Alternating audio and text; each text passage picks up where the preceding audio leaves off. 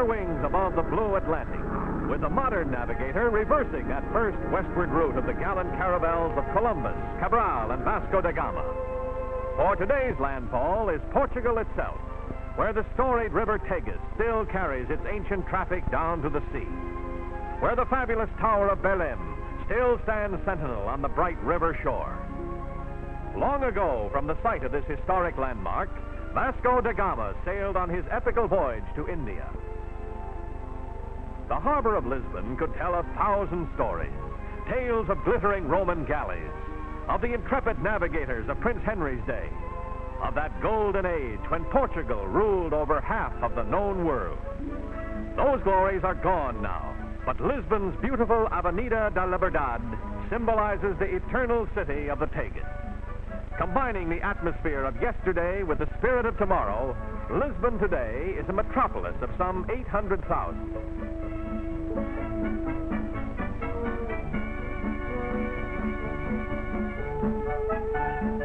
In the National Assembly are promulgated the principles that have made Portugal, with its 8 million people, an orderly and exceptionally clean nation, having raised health and living standards to an important degree.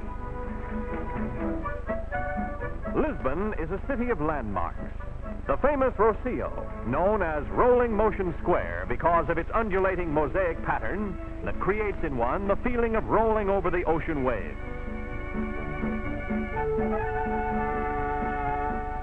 This towering outdoor municipal elevator is another highly unusual spectacle, but one which the Lisbonese literally take in their stride.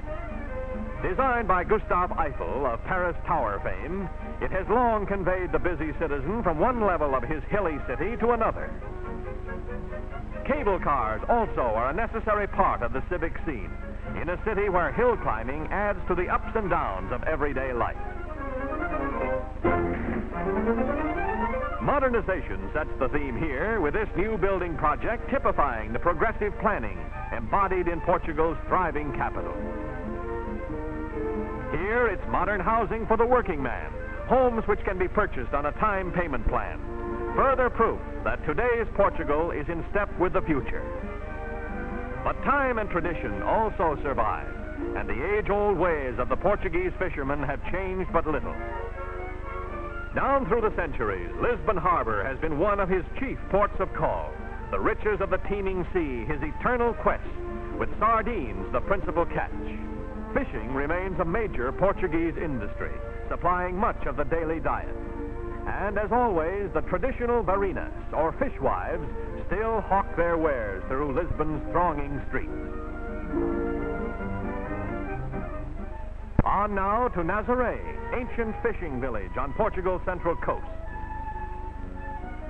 For centuries, the people of Nazaré have lived by the singing sea, reaping of its bounty. Village children display the bright and lively plaids that make their costumes as colorful as their traditional customs. Home is the sailor, and these happy youngsters take advantage of the circumstance by getting into the swing of things.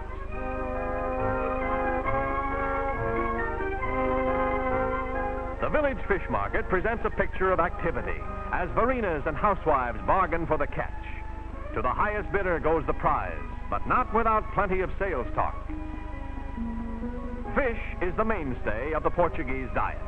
Meat is not only scarce, but strictly reserved for special occasions. The size of fishing operations at Nazaré may be judged by the immensity of this huge net, which requires the combined efforts of men and oxen to prepare it for another day's hunting in the Atlantic. Putting the nets aboard is another laborious procedure, but these hardy fishermen faithfully follow the ways of the past. Now it's down to the sea in ships. This ancient Phoenician craft, with its grotesquely peaked prows, is particularly suited to Nazaré's harborless coast, where since time immemorial her fearless fishermen have braved the long rolling tide. What's wrong with this picture? Nothing. Not when that strongman act is done with Portuguese cork. In the central and southern provinces, the country's great cork forests cover some 1.5 million acres. The law decrees that cork oaks may be stripped only once in 9 years. Yet annually, these same forests provide more than 150,000 tons, the vast majority of which is exported to the markets of the world.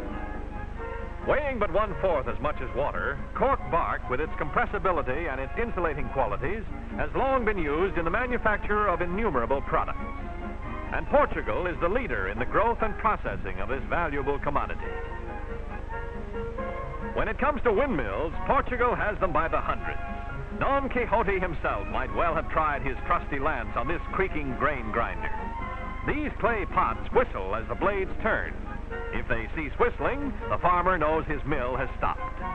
It's still another part of Portugal, the paradox, ancient land of constant contrast.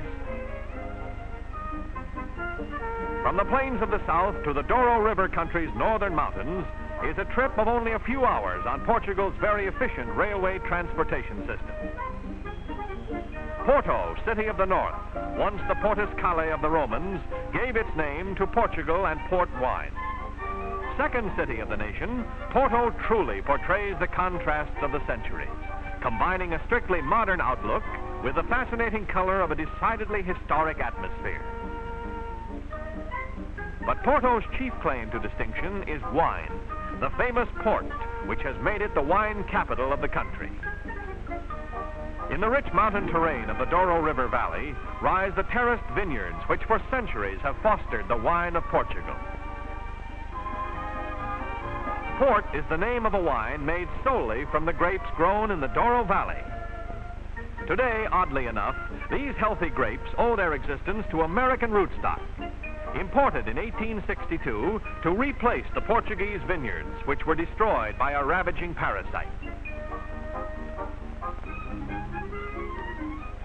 Long ago, men of the wine country learned that music helps relieve the monotony of the back-breaking task of carrying the 130-pound baskets up the steep slopes. Following the bountiful harvest, the workers of the vineyards, another season's picking over, stage their traditional grape festival. Country music and country dancing out of long-remembered folklore. A quaint and picturesque bit of pantomime from the days of long ago.